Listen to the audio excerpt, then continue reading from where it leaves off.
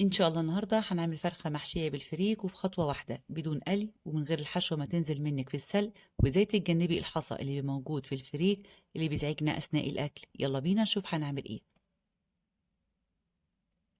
عندي فرخه حوالي 2 كيلو، طبعا عامله لها المحلول الملحي وشايله اطراف الاجنحه والجزء الاخير اللي بيدي زفاره للفرخه. هعمل تتبيله للفرخه. عندي ميه بصل، معلقه صغيره من الملح، معلقه صغيره من الفلفل، معلقه صغيره من بهارات الفراخ، وعندي نص بابريكا، وعندي معلقتين كبار من الزيت. هقلبهم كويس وهتبل الفرخه من بره ومن جوه كويس جدا وهسيبهم كده على جنب.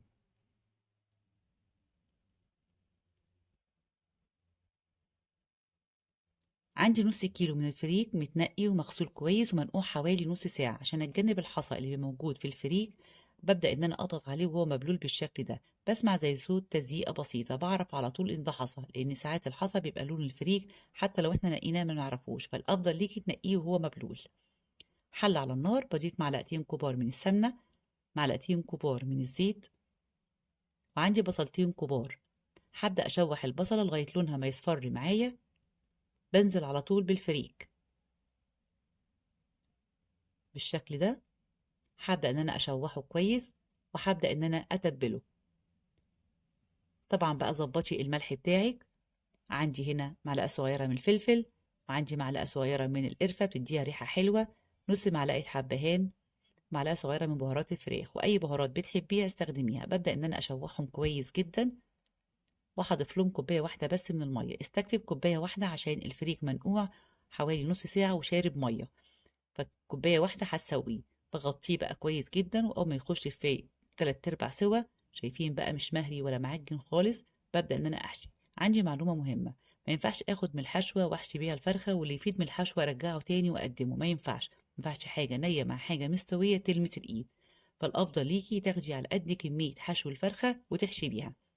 أمّا باقي بارفعه على النار واغطّي عليه عشان ده اللي هيبدأ هاقدّمه في طبق التقديم.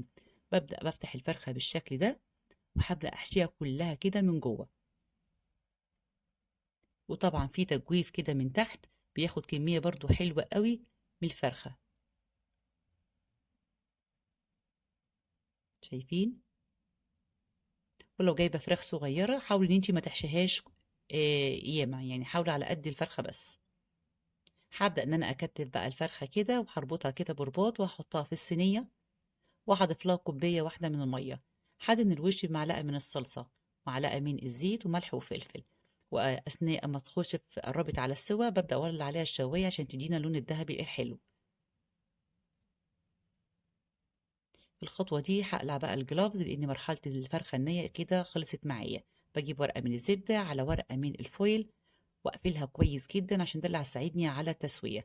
هدخلها الفرن على درجة حرارة 200. أخدت معايا بالظبط ساعة وربع. أول ما طلعت شايفين بقى لونها جميل جدا. ولو عجبكم الفيديو منسوش الاشتراك في القناة وتفعيل الجرس وتعليق حلو علشان يوصل لكم كل جديد.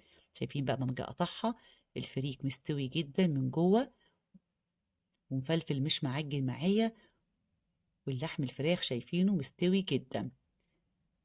سهل وبسيط وأحسن بكتير من السلق ومن القلي. سهلة وبسيطة، وجبة مغذية ومفيدة. جربوها هتعجبكم، وبالهنا والشفا.